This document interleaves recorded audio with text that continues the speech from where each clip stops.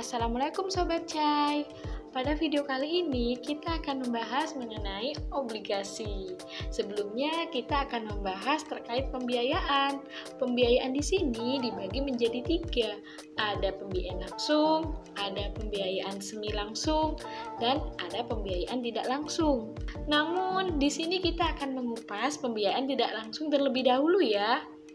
Ilustrasinya, perusahaan ingin membangun pabrik baru, namun dana yang dimiliki perusahaan itu belum mencukupi. Dahulu pilihannya hanya satu, yaitu melakukan pinjaman kepada lembaga keuangan yang dinamakan dengan bank.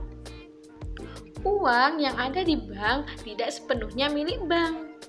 Bank di sini berfungsi sebagai perantara antara yang memiliki kelebihan dana dengan yang kekurangan dana.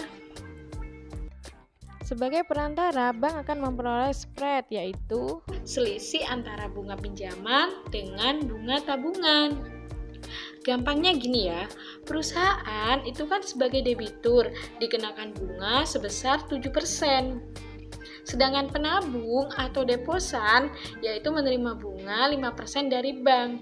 Jadi, yang diperoleh bank yaitu sebesar 2%, yaitu selisih antara 7% dengan 5%. Seiring dengan perkembangan zaman, debitur atau peminjam ini berusaha meminimalkan bunga.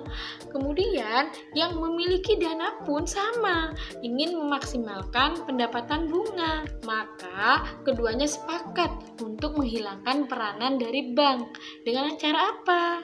Yaitu mengeluarkan surat utang atau yang kita sebut dengan obligasi. Jadi pembiayaan jenis ini disebut dengan pembiayaan langsung. Namun gini ya, pembiayaan langsung ini seringkali terkendala, entah dari sisi administrasi, informasi, pemasaran, dan masih banyak yang lain. Sehingga diperlukanlah pihak ketiga untuk intervensi dari proses transaksi tersebut, agar transaksinya lebih efektif dan efisien. Pihak ketiga itu siapa? Ada broker, dealer, investment banker. Jenis pembiayaan inilah yang disebut dengan pembiayaan semi langsung. Baru kita akan definisikan obligasi. Jadi, obligasi adalah surat utang jangka panjang yang dikeluarkan oleh peminjam atau emiten kepada pemberi pinjaman. Kemudian, apa sih emiten? Emiten adalah perusahaan swasta atau BUMN yang mencari modal dari bursa efek dengan cara apa? Yaitu menerbitkan efek. Obligasi memiliki jangka waktu yang disebut dengan tenor atau jatuh tempo. Obligasi juga dirating loh oleh lembaga rating Pevindo, pelopor biro kredit swasta di Indonesia. Biar kalian semakin tertarik dengan obligasi, simak yuk kelebihan-kelebihan dari obligasi. Yang pertama, memperoleh bunga atau kupon secara periodik. Besarnya kupon sudah ditentukan sebelum obligasi diterbitkan. Yang kedua, ketika ada pailit atau kebangkrutan suatu perusahaan, obligasi akan dibayar lebih dulu jika dibanding dengan saham.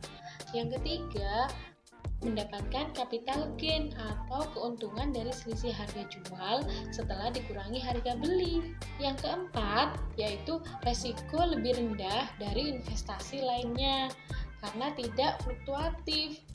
Yang kelima, jika dibanding dengan deposito, bunga obligasi lebih menarik, yaitu lebih besar dibanding dengan bunga deposito. Selain itu, pajak atas bunga obligasi lebih rendah, yaitu 10%, sedangkan bunga deposito itu sebesar 20%. Yang keenam, banyak opsi pilihan seri efek utang yang dapat dipilih di pasar sekunder.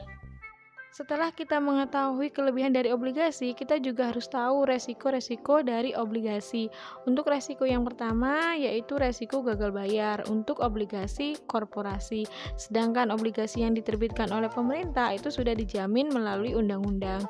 Selanjutnya ada resiko pasar atau tingkat bunga.